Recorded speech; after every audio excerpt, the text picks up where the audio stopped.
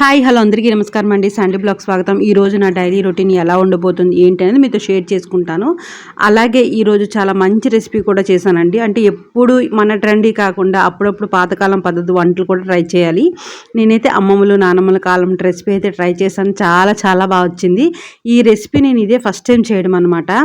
అంటే తిన్నాను కానీ ఎప్పుడో చిన్నప్పుడు తిన్నాను తప్ప ఇప్పుడైతే ఈ 14 సంవత్సరాలు ఒక్కసారి కూడా నేను తినలేదన్నమాట. అది ఎలా చేశాను ఏంటి అనేది, అలాగే నా డైలీ రొటీన్ ఎలా ఉండబోతుంది అనేది ఈ వీడియోలో స్కిప్ చేయకుండా చూడండి. మీకే అర్థమవుతుంది. ఈ రెసిపీ కూడా కంటిన్యూ చేస్తాను అనమాట. ఎప్పుడు చేశాను ఏంటి అనేది. ఇంకా మార్నింగ్ లేచి కాస్త స్టవ్ అది క్లీన్ చేసుకొని ముగ్గది పెట్టుకొని, ఫస్ట్ అయితే శనివారం కాబట్టి ఈరోజు దీపం అది పెట్టుకుందామని చెప్పేసి మొత్తానికైతే స్టవ్ అది క్లీన్ చేసేసి కాస్త టీ పెట్టుకొని తాగాను. అలాగే శుక్రవారం రోజు వ్లాగ్ ఎందుకు పోస్ట్ చేయలేదంటే నా ఫోన్కి కాస్త జ్వరం వచ్చిందో ఏమో అండి. అస్సలు ఛార్జింగ్ ఎక్కట్లేదు, స్క్రీన్ బాగాలేదు, అంటే స్క్రీన్లో చిన్న చిన్న డాట్స్ అది వస్తున్నాయి. కాకపోతే ఎప్పుడు ఫోన్ ఆగిపోతుందో నాకైతే తెలియదు. ఇంకా ఆ ఇచ్చారంలో సగం అయితే నేను ఉన్నాను అనమాట. అంటే ఈ మధ్యన కంటిన్యూగా పెడుతుంటేనే వ్యూస్ అంతంత మాత్రం వస్తున్నాయి. అదే మనం ఇంకా 2 days 4 days ఈ మధ్యన కొంచెం మిషన్ పని వల్ల చిన్న సమ్ రీజన్స్ వల్ల అయితే నేను పెట్టలేకపోతున్నాను కంటిన్యూ వీడియోస్. దానికి తోడు ఈ ఫోన్ కూడా రిపేర్ అయిపోతుంది. సరే పోనీ ఎంతవరకు అయితే వస్తే ఎంతవరకు అవ్వని అని చెప్పేసి నేనైతే వీడియో కంటిన్యూ చేద్దాం అనుకున్నాను. ఆల్రెడీ ఇతనికైతే అడిగాను, ఫోన్ ఇలా అవుతుందండి అంటే హాస్పిటల్కి తీసుకెళ్దాము, కాకపోతే 1 day అయితే వాడి దగ్గర వదిలేయాలి, ఎక్కువ రోజులైతే నీకు ఫోన్స్ వస్తాయి కదా అన్నారు. అంటే నేను టైలరింగ్ చేస్తాను కాబట్టి ఎవరైనా ఫోన్ చేస్తే ఇబ్బంది అవుతుంది కదా, ఒక రోజైతే వాడికి అడుగుతాను అని అన్నారు. సరే అని చెప్పేసి సరే ఎంతవరకు వస్తే అంతవరకు పెడతాను, వీడియోస్ అప్లోడ్ చేద్దామని అనుకుంటున్నాను. కానీ చూడాలి, అంటే ఫోన్ రిపేర్కి ఇచ్చిన తర్వాత అన్నీ పోతాయా ఏంటి అదొక భయం అయితే వేస్తుందండి. ఎందుకంటే ఒకసారి కూడా అలాగే జరిగింది కాబట్టి చూద్దాం ఎలా అవుతుంది ఏంటో మరి.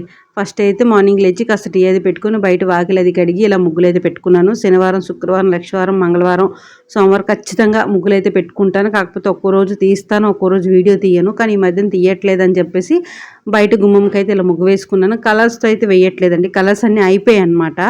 ఇంకా నేను రైతు బజార్కి వెళ్ళినప్పుడు వాళ్ళు అమ్మట్లేదు, ఇంకా కొంచెం కొంచెం ఉంటే ఇలా దేవుడి బల్ల కింద చిన్న ముగ్గు అయితే వేశాను. ఆ బల్ల మీద ముగ్గు వేయడానికి కూడా ఇష్టపడట్లేదండి, అస్సలు బాగాలేదనమాట. ఇంకా మొత్తానికి అయితే పూజ అయితే అయిపోయింది. ఇంకా చాలా రోజుల నుంచి నేను అనుకుంటున్నాను అనమాట ఫేస్ రివీల్ వీడియోస్ చేద్దామని చెప్పేసి. కాకపోతే ఒక్కోసారి చేస్తాను, ఒక్కోసారి చేయను అన్నట్టు అయిపోతుంది. ప్రస్తుతానికి ఈరోజు పిల్లలకి ఉమెన్స్ డే కాబట్టి హాఫ్ డే స్కూల్ అనమాట. మధ్యాహ్నం అయితే వచ్చేస్తారు. మార్నింగ్ టిఫిన్ అయితే ఏం చేయలేదు. రెగ్యులర్గా ఇంకా రాగి జావ అయితే చేసి తాగేద్దామని చెప్పేసి అనుకున్నాను. మొత్తానికి అయితే పూజ ఇలా చేసుకున్నాను అనమాట. చక్కగా ముగ్గులు కింద దేవుడు బల్ల కింద అదేంటంటే చిన్న సింపుల్గా ముగ్గు వేసాను. చెప్పాను కదా నాకైతే పూర్తిగా నచ్చట్లేదు, కాకపోతే ఏదో ఒకటి కింద కడి అలా వదిలేయడం ఇష్టం లేక చిన్న ముగ్గు అయితే వేసుకున్నాను. మొత్తానికైతే పూజ అయితే అయిపోయిందండి. ఇంకా పిల్లలు స్కూల్కి కూడా వెళ్ళిపోయిన తర్వాత ఇంక చెప్పాను కదా రాగి జావ చేస్తానని.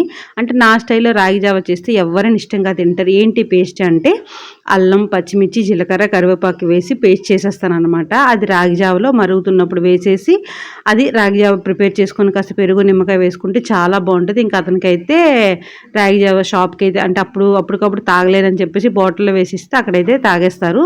ఇంకా అలాగే అన్నీ ఎక్కడెక్కడ పెట్టిన తర్వాత నేను ఒక డ్రెస్ అయితే స్టిచ్ చేశానండి. శుక్రవారం రోజు చెప్పాను కదా రేపు శుక్రవారం రోజు ఈ డ్రెస్ అయితే స్టిచ్ చేశాను. ఏంటంటే బోట్లీ బటన్స్ పెట్టేసి చిన్న పఫ్ ఇచ్చి హ్యాండ్స్ కుట్టాను అనమాట. చూసారు, కనిపించినట్టు పఫ్ ఇవ్వాలి. ఆ కస్టమర్ అయితే అలాగే అడిగారనమాట. తను కూడా మా ఫ్రెండే. అంటే నేను పెద్దగా బయట వాళ్ళని ఒప్పుకొని బాగా తెలిసిన వాళ్ళు ఒప్పుకుంటాను. ఎందుకంటే సమ్ రీజన్స్ అంటే తెలియని వాళ్ళు అనుకోండి అంత మోమాటం కింద ఉంటుంది. తెలిసిన వాళ్ళు అనుకోండి ఇన్ కేస్ నేను అందులో ఏదో పొరపాటు చేసినా నాకు చెప్తారు, వాళ్ళు ఫ్రీగా చెప్పగలుగుతారు. నేను ఆ తప్పు సరిదిద్దుకోవడానికి అయితే అవుతుంది. అందుకే ఈ టాప్ అయితే స్టిచ్ చేశాను అనమాట. ఒక్క టాపే, వాళ్ళ అంటే ప్యాంట్స్ వచ్చినా కూడా లెగ్గింగ్స్ వేసుకుంటాము వద్దని చెప్పేసి అన్నారు. కాకపోతే ఒక్క బోట్లీ బటన్స్కున్న ఆ థ్రెడ్కి నేను తాడు అయితే తీసుకున్నాను అనమాట. మొత్తానికైతే ఈ డ్రెస్ అయితే కంప్లీట్ చేసేసి ఒక రెసిపీ చేశాను అన్నాను కదా, ఆ రెసిపీ కూడా ప్రాసెస్లోకి అయితే వెళ్ళిపోదాం. ఈరోజు అయితే పాతకాలం పద్ధతిలో బెసారా పునుకుల కర్రీ అయితే ఇప్పుడు చెప్పబోతుంది అనమాట. మినప పునుకులు బెసారా కర్రీ, అది పాతకాలం పద్ధతిలో ఎలా చేయాలి ఏంటని చెప్తాను. ఫస్ట్ అయితే 2 గంటల ముందు మినపప్పులు నానబెట్టి పక్కన పెట్టుకోండి. ఒక మిక్సీ గిన్నె తీసుకొని అందులోకి టమాటాలు, అలాగే తెల్లుల్లిపాయలు, కొంచెం అంటే కొంచెం అదేంటంటే ఎక్కువ తెల్లుల్లిపాయలు ఏం అవసరం లేదు, కొంచెం వేసుకుంటే చాలు. అలాగే పొడుగుగా పెద్ద పెద్ద ముక్కలుగా కట్ చేసుకుని ఉల్లిపాయలు, అంటే మనకి ఎంతైతే అదే జ్యూస్ గ్రేవీ కావాలనుకుంటున్నామో దానికి సరిపడి చూసి వేసుకోండి. నేనైతే కొంచెం గ్రేవీ ఎక్కువగానే చేస్తున్నాననమాట. అలాగే మనం ఎంతైతే కారం తింటామో అంత స్పైసీగా అయితే చేసుకోవాలి. నేనైతే లైట్ కారమే వేస్తాను. పిల్లలు తినరు. కాకపోతే సమ్మర్ కాబట్టి 90% కారం, మసాలాలు అన్నీ తగ్గించుకొని తింటే చాలా మంచిది. అందుకని చెప్పేసి నేను తక్కువగా వేస్తాను. మళ్ళీ ఇటువంటి బెసరా కూరలు కూడా నేను దాస్తానండి. దాచి ఒక 1 డే తర్వాత తింటే చాలా బాగుంటుంది. పులుసు అనగా బెసరాలు అనగా అదే అందులోకి కాస్త జీలకర్ర వేసి మెత్త పేస్ట్లో ప్రిపేర్ చేసి పక్కన పెట్టుకోండి. ఒక కళాయిలోకి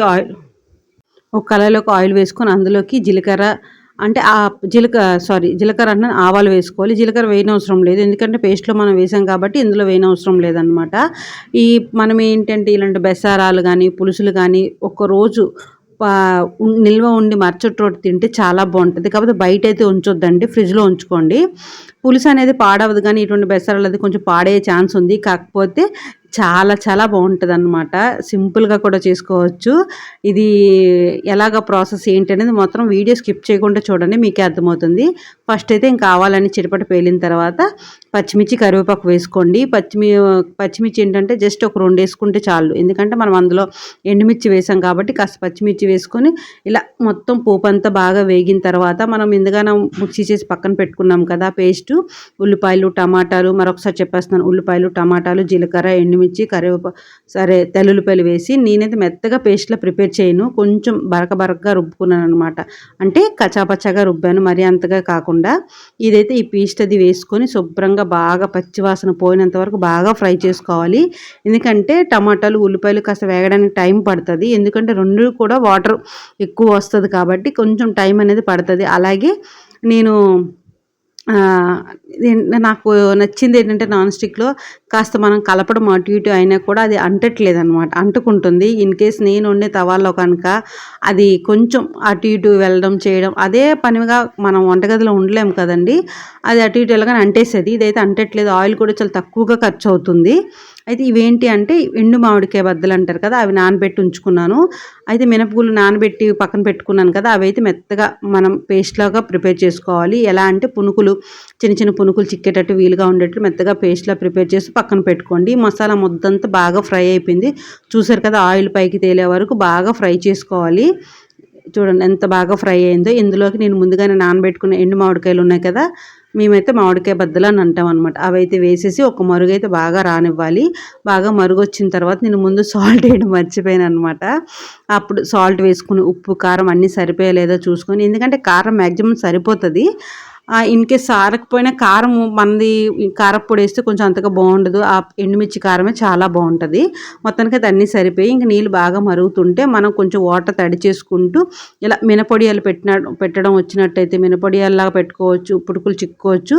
నేనైతే చిన్న చిన్న పుటుకుల్లాగా చెక్కేసాను అనమాట. ఇవి గ్యాస్ అనేది మీడియంలో పెట్టుకొని ఇలా చిన్న చిన్న పుటుకుల్లా చిక్కుకుంటే ఆటోమేటిక్గా పైకి తేలిపోతూనే ఉంటాయి. మనం చిక్కుతునేటప్పుడు హైలో పెడితే ఏంటంటే ఆ వాటర్ అనేది బాగా మరిగి మన చేతి మీదకి ఆవిరి వచ్చేసి చేయి కాలిపోతుంది. అందుకని చెప్పేసి ఇలా మీడియంలో పెట్టుకొని కొంచెం కొంచెం వాటర్ తడి చేసుకుంటూ మరుగుతున్న నీటిలో మనం చిన్న చిన్న పుటుకుల్లా వేసుకోవాలి. చాలా సింపుల్ అండి. ఎంత సింపుల్గా ఈ కర్రీ ప్రిపేర్ చేసుకోవచ్చు అంటే అంతే టేస్ట్గా ఉంటుంది. అలా ఎక్కువ మసాలా ఉండదు, కారం ఉండదు, ఏముండదు, చాలా మంచిదన్నమాట. అసలే మినపవి ఏవి తిన్నా కూడా మనకి బాడీ అనేది, ఎముకలు అనేది గట్టిపడతాయి అంటారు. ఇదంతా బాగా అయితే కర్రీ రెడీ అయిపోయింది. ఇంకా రెడీ ఒక కాస్త మగ్గిన తర్వాత దించేయడమే. మనకి ఒక ఉడికిపోయిన తర్వాత తెలుస్తుంది అనమాట. ఒక పుట్టుక అనేది అలా దాంతో కనుక మన అట్లకాడతో ఇలా పొడిచితే కొంచెం సాఫ్ట్గా దిగుతుంది, మనకు తెలుస్తుంది అనమాట. కట్ అవుతుంది. ఆ కట్ అయినప్పుడు మనకి అర్థమైపోతుంది కర్రీ రెడీ అయిపోయింది అని చెప్పేసి. మొత్తం గ్రేవీ కూడా దగ్గరగా అయిపోయిన తర్వాత కొంచెం వాటర్ లాగా ఉండేటప్పుడే దించండి. ఎందుకంటే కాస్త వాటర్ అనేది పీల్చుకుంటే పునుకులు అనేది కొంచెం చిక్కగా అయిపోద్ది అనమాట. గ్రేవీ అనేది కొంచెం మరీ పలుచగా దించొద్దు, కాస్త పలుచగా ఉంటే దించుకుంటే చాలా బాగుంటుంది. దీనికి కొత్తిమీర అది ఏమి వేయనవసరం లేదు, మీకు నచ్చితే మీరు వేసుకోవచ్చు. నేనైతే వేయట్లేదు అనమాట. ఇంకా మొత్తానికి అయితే కర్రీ ప్రిపేర్ అయిపోయింది. ఇంకా మధ్యాహ్నం హాఫ్ డే కదండి, ఇంకా పిల్లల్ని స్కూల్ నుంచి తేడానికైతే స్కూల్కి అయితే వెళ్ళాలి. ఇంకా వాళ్ళ కోసం అని చెప్పేసి వేరే కర్రీ ప్రిపేర్ చేశాను. కాకపోతే వాళ్ళని ఫస్ట్ అయితే స్కూల్ నుంచి తీసుకొచ్చేసిన తర్వాత ఇంకా నెక్స్ట్ నా డైలీ రొటీన్ ఇంకా ఎలా ఉండబోతుంది ఏంటి అనేది ఈ వ్లాగ్లో వీడియో మొత్తం స్కిప్ చేయకుండా చూడండి, అర్థమవుతుంది.